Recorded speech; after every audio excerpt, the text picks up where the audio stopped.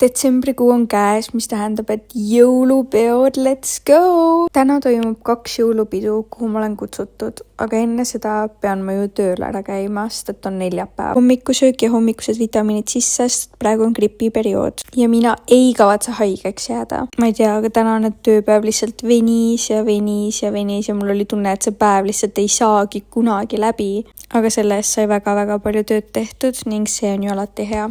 Õhtul käisin oma MyProteini pakil järgi, sättisin end valmis ja siis juba esimesele jõulupeole. Seal ma veetsin tund aega, sõin oma kõhu täis, võtsin kingi ja jooksin edasi järgmisele peole. Ütleme nii, et GKR-i jõulupidu on minu top-listis, sellepärast et see oli nii fun, seal oli nii palju teha ja seal oli nii palju inimesi. Vahepeal anti mulle mikker kätte ja see oli omamoodi kogemus. Siis ma käisin ennustaja juures, kes oli mega fun ja ütles, et ma mehele ei saa. Ja siis ma laulsin oma pestikatega karooket esimest korda elus, mis oli ka nii fun. Ja see kontor oli täielik party place ja nii äge, nii äge. Ma olen ülitänulik, et ma saan olla osa sellest ja ma olen lihtsalt nii happy, aitäh!